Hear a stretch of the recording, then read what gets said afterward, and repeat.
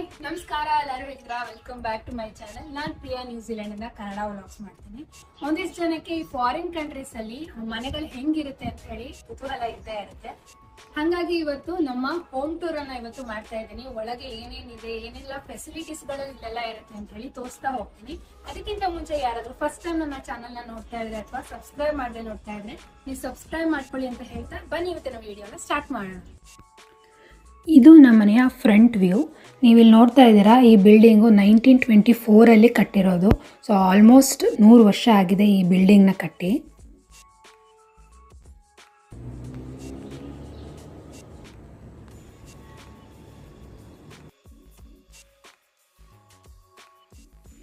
ಇದು ನಮ್ಮನೆಯ parking space. ಎಲ್ಲಿ ಬೇಕೋ ಅಲ್ಲಿ ಗಾಡಿಗಳನ್ನ ನಿಲ್ಸೋ ಹಂಗಿಲ್ಲ, ನಮಗೆ ಅಂತಾನೆ ಪಾರ್ಕಿಂಗ್ ಸ್ಪೇಸ್ ಇರುತ್ತೆ, ಅಲ್ಲೇನೆ ನಿಲ್ಸ್ಬೇಕು.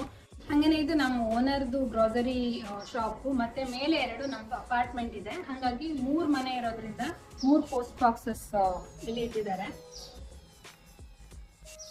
ಮತ್ತೆ ಇಲ್ಲಿ ಎಲ್ಲ ಅಪಾರ್ಟ್ಮೆಂಟ್ ಅಲ್ಲೂ ಕೂಡ ಈ ತರದೊಂದು ಸೆಕ್ಯೂರಿಟಿ ಡೋರ್ ಇರುತ್ತೆ. ಇದು ಕಾಲಿಂಗ್ ಬೆಲ್ ಅಪಾರ್ಟ್ಮೆಂಟ್ ಎಗೆ, ಮತ್ತೆ ಇದು ಅಪಾರ್ಟ್ಮೆಂಟ್ ಬಿಗೆ. ಇಲ್ಲಿ ಕ್ಲಿಕ್ ಮಾಡಿದ್ರೆ ಒಳಗಡೆ ಒಂದು ಫೋನ್ ರಿಂಗ್ ಆಗುತ್ತೆ. ಅದ್ರ ಬಗ್ಗೆ ನಾನು ಆಮೇಲೆ ಹೇಳ್ತೀನಿ. ಇವಾಗ ಒಳಗೆ ಹೋಗಿ ಏನೇನಿದೆ ಅಂತ ನೋಡೋಣ ಬನ್ನಿ.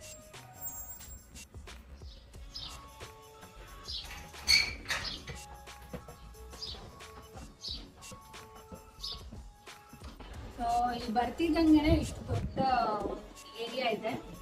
ಸಮ್ಮರ್ ಇರೋದ್ರಿಂದ ನನ್ನ ಮಗಳು ಇಲ್ಲೆಲ್ಲ ಸ್ವಲ್ಪ ಚೆನ್ನಾಗಿ ಬೆಳಗ್ಗೆ ಮತ್ತೆ ಸಂಜೆ ಆಟ ಆಡ್ಕೋತಾರೆ. ಮತ್ತೆ ನಾವು ಸಂಜೆ ಹೊತ್ತು ಕಾಫಿ ಟೀ ಎಲ್ಲ ಕುತ್ಕೊಂಡಿದ್ವಿ, ಮಾತಾಡ್ಕೋತಾ ಹೋಗ್ತಿದ್ವಿ. ಇಲ್ಲಿ ಒಂದಿಷ್ಟು ತಂತಿಗಳನ್ನ ಹಾಕಿದ್ದಾರೆ. ಸಮ್ಮರ್ ಅಲ್ಲಿ ಇಲ್ಲಿ ಬಟ್ಟೆಗಳನ್ನ ಒಣಗಿ ಹಾಕ್ತಿದ್ರು. ಮತ್ತೆ ಇದು water meter. Cost of living ವಿಡಿಯೋದಲ್ಲಿ ನಾನು ಹೇಳಿದ್ದೆ ಇದ್ರ ಬಗ್ಗೆ. ಇಲ್ಲೇನಾದ್ರೂ ವಾಟರ್ ಮೀಟರ್ ಇತ್ತು ಅಂತ ಅಂದ್ರೆ ನಾವು ಸಪರೇಟ್ ಆಗಿ ಓನರ್ಗೆ ವಾಟರ್ ಬಿಲ್ ನ ಪೇ ಮಾಡ್ಬೇಕು. ಇಲ್ಲ ಅಂತಂದ್ರೆ ರೆಂಟ್ ಅಲ್ಲೇನೆ ಅದು ಕೂಡ ಇನ್ಕ್ಲೂಡ್ ಆಗಿರುತ್ತೆ. ಇದು ಗ್ಯಾಸ್ ಹೀಟರ್. ಈ ಗ್ಯಾಸ್ ಹೀಟರ್ ಯೂಸ್ ಮಾಡ್ಕೊಂಡು ಎಲ್ಲಾ ನಲ್ಲಿಲೂ ಬಿಸಿನೀರ್ ಬರುತ್ತೆ. ಇದು ಎಂಟ್ರೆನ್ಸ್ ಅಲ್ಲೇನೆ ಒಂದು ದೊಡ್ಡ ಹಾಲ್ ಇದೆ.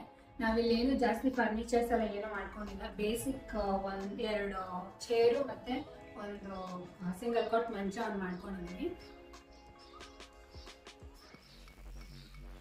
ಮತ್ತೆ ಇದು ವೈಫೈ ಸೆಟಪ್. ನೀವೇನಾದ್ರೂ ಫಾರಿನ್ ಕಂಟ್ರೀಸ್ಗೆ ಬರ್ತೀರಾ ಅಂತಂದ್ರೆ, ಇಲ್ಲೇ ಬಂದಿರ್ತೀರಾ ಅಂತಂದ್ರೆ ಈ ಮಾಡಮ್ ನ ಮರಿದೆ ತಗೊಂಡ್ಬನ್ನಿ. ಇಲ್ಲೇನಾದ್ರು ತಗೊಳ್ತೀರಾ ಅಂತಂದ್ರೆ ಒಂದು $200-300 ಅಂತೂ ಮತ್ತೆ ಎಕ್ಸ್ಟ್ರಾ ಖರ್ಚಾಗುತ್ತೆ.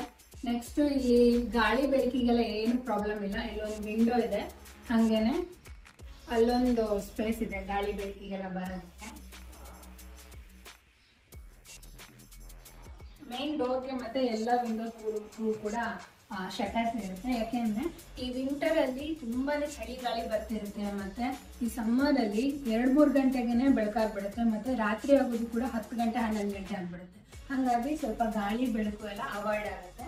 ಮತ್ತೆ ಈ ವಿಂಡೋನು ಕೂಡ ಬೇಕಾದ್ರೆ ತೆಕ್ಕೋಬಹುದು. ತುಂಬಾ ಶೆಕೆ ಅನಿಸ್ತು ಅಂತಂದ್ರೆ ಇದನ್ನ ತೆಕ್ಕೋಬಹುದು ನಾವು. ಇದು ಹೀಟರು. ಸಮ್ಮರ್ ಅಲ್ಲಿ ಏನೋ ಅವಶ್ಯಕತೆ ಇರೋದಿಲ್ಲ, ವಿಂಟರ್ ಅಲ್ಲಂತೂ ಬೇಕೇ ಬೇಕು. ಇಲ್ಲೆಲ್ಲ ನೆಗೆಟಿವ್ ಟೆಂಪರೇಚರ್ಗೆಲ್ಲ ಹೋಗೋದಿಲ್ಲ. ಆದ್ರೆ ಒಂದೊಂದ್ಸಲ ಮಧ್ಯರಾತ್ರಿ 2 ಡಿಗ್ರಿ 3 ಡಿಗ್ರಿ ಎಲ್ಲ ಇರುತ್ತೆ. ಹಾಗಾಗಿ ಇಡೀ ಮನೆಗೆ ಒಂದು ಹೀಟರ್ ಕೊಟ್ಟಿರ್ತಾರೆ.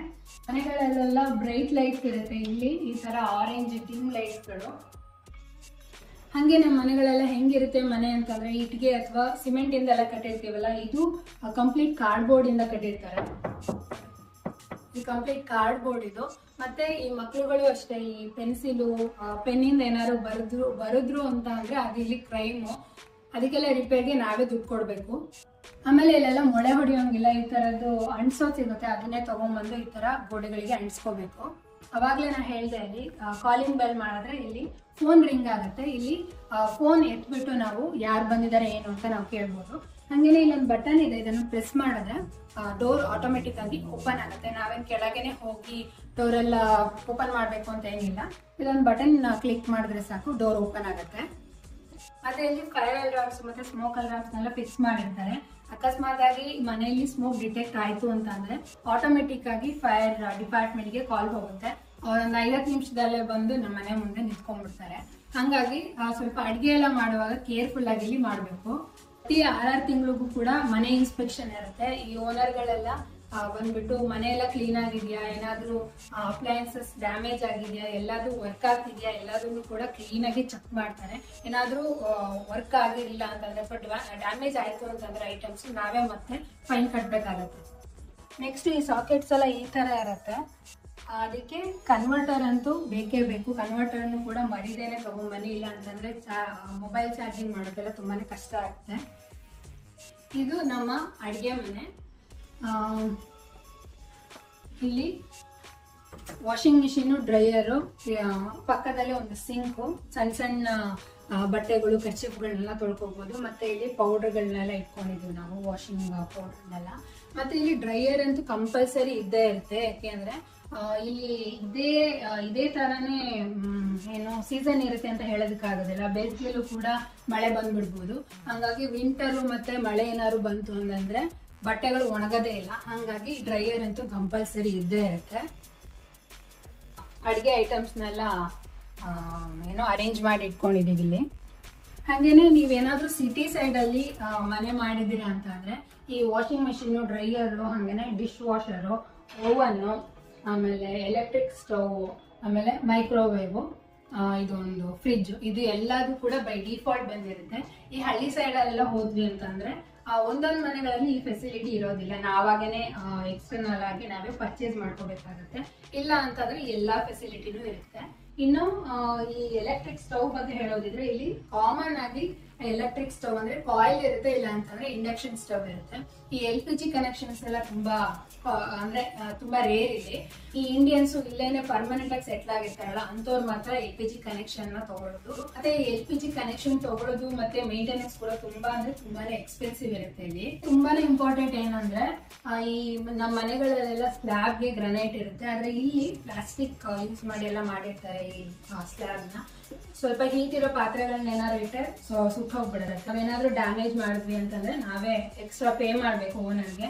ಫಾರ್ ಎಕ್ಸಾಂಪಲ್ ನಾವು ಒಂದು 3 ತಿಂಗಳ ಹಿಂದೆ ಒಂದು ಹೀಟ್ ಆಗಿರೋ ಒಂದು ಏನೋ ಪಾತ್ರೆ ಇಟ್ಬಿಟ್ಟು ಈ ಜಾಗ ಸುಟ್ಟೋಗ್ಬಿಟ್ಟಿತ್ತು. ಒಂದು $200-300 ನಾವೇ ಓನರ್ಗೆ ಕೊಡ್ಬೇಕಾಯ್ತು. ಈ ತರ ಸಿಚುವೇಶನ್ಸ್ ಎಲ್ಲ ಇದೆ ಇಲ್ಲಿ. ಇದು ನಮ್ಮ ಮನೆಯ ಬಾತ್ರೂಮು. ಒಂದು ಕನ್ನಡಿ ಇದೆ, ಸಣ್ಣ ಸಿಂಕು, ಹಂಗೆ ಇದೆಲ್ಲ ಸ್ಟೋರೇಜು, ಒಂದು ಕಮೋಡು, ಮತ್ತೆ ಇದು ಹ್ಯಾಂಡ್ ಶವರು.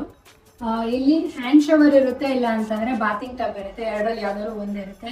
ನಮ್ಮ ಮನೆಗಳಿಗೆಲ್ಲ ಕಂಪೇರ್ ಮಾಡಿದ್ರೆ ಈ ಬಾತ್ರೂಮ್ಗಳು ತುಂಬಾನೇ ಸಣ್ಣದು. ಮತ್ತೆ ನಿಮ್ಗೆಲ್ಲ ಗೊತ್ತು, ಇಲ್ಲೆಲ್ಲ ಜೆಟ್ಸ್ ಎಲ್ಲ ಯೂಸ್ ಮಾಡೋದಿಲ್ಲ. ಈ ತರ ಟಾಯ್ಲೆಟ್ ಪೇಪರ್ಸ್ ಎಲ್ಲ ಇರುತ್ತೆ ಅಷ್ಟೇ. ಇದು ಸಣ್ಣ ರೂಮು. ನನ್ನ ಹಸ್ಬೆಂಡ್ ಇಲ್ಲಿ ಆಫೀಸ್ ವರ್ಕ್ ಎಲ್ಲ ಮಾಡ್ಕೊತಾರೆ.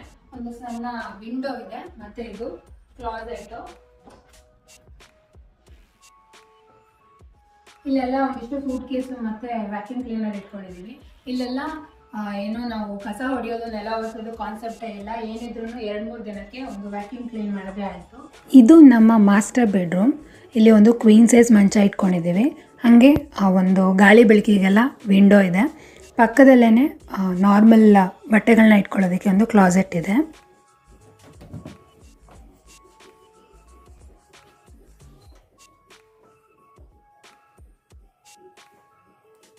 ಈ ಡೈಲಿ ಹಾಕೊಳ್ಳೋ ಬಟ್ಟೆಗಳನ್ನ ಇಟ್ಕೊಳ್ಳೋದಕ್ಕೆ ಅಂತಲೇ ನಾವೇ ಈ ಕಬೋರ್ಡ್ನ ತೊಗೊಂಡಿದ್ದೀವಿ. ಈ 2 ಹೀಟರ್ನ ನಾವೇ ಸಪ್ರೇಟಾಗಿ ಪರ್ಚೇಸ್ ಮಾಡಿರೋದು. ಯಾಕೆಂದರೆ ಈ ಹಾಲಲ್ಲಿ ಇಟ್ಟಿದ್ದೀವಲ್ಲ, ಆ ಹೀಟರು ಆನ್ ಮಾಡಿದ್ರೆ ಬರೀ ಹಾಲಷ್ಟೇ ಬೆಚ್ಚಗಿರುತ್ತೆ.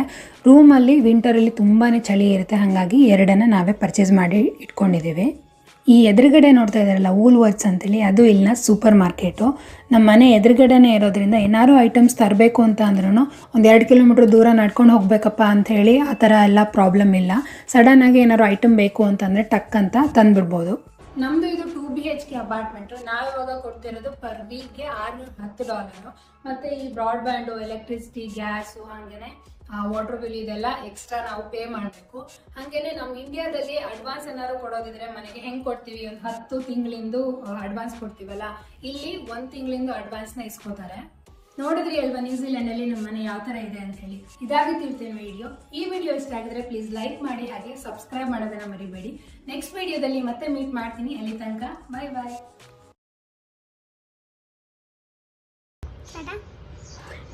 ನೆಕ್ಸ್ಟ್ ಈ ಸಾಕೆಟ್ ನಮ್ಮ ಮನೆಗಳೆಲ್ಲ ಈ ತರ ಸ್ಲ್ಯಾಬ್ಗಳಿರುತ್ತೆ ಅಲ್ಲಿ ಗ್ರಾನೈಟ್ ನ್ಯೂಜಿಲೆಂಡಲ್ಲಿ ನಮ್ಮ ಮನೆ ಹೋಮ್ ಟೂರ್ ಮಾಡಿ ಹಂಗೆ ನಮ್ಮ ಕಡೆ ಎಲ್ಲಿ ಬೇಕು ಅಲ್ಲಿ ಎಲ್ಲಿ ಜಾಗ ಸಿಗ್ತಾವೆ ನಿಲ್ಲಿಸ್ತಾರೆ. ಹಂಗೆ ನಮ್ಮ ಕಡೆ ಎಲ್ಲಿ ಬೇಕು ಮತ್ತೆ ಇಲ್ಲೆಲ್ಲ ಗೋಡೆಗಳಿಗೆಲ್ಲ ಮೊಳೆ ಎಲ್ಲ ಹೊಡೆಯೋಂಗಿಲ್ಲ ಈ ಥರದ್ದು ಅಣಿಸೋ ಹಂಗೇನೆ ಏನು ಅಂಟು ಥರ ಸಿಗುತ್ತೆ, ಅಣಿಸ್ಕೊಂಡು ಸೇರಿಸ್ಕೋಬೇಕು ಅಷ್ಟೇ. ಆಡ್ಬೋದು ಆಮೇಲೆ ಆಡ್ಬೋದು ಮೊಳೆ ಹೊಡೆಯಂಗಿಲ್ಲ. ಲಾಸ್ಟಿಂದ ಎಂಡ್ ಮಾಡಲಾ ಏನಂತ ಹೇಳೋದು ಇದು ನಮ್ಮ ಮನೆ ಅಷ್ಟೇ.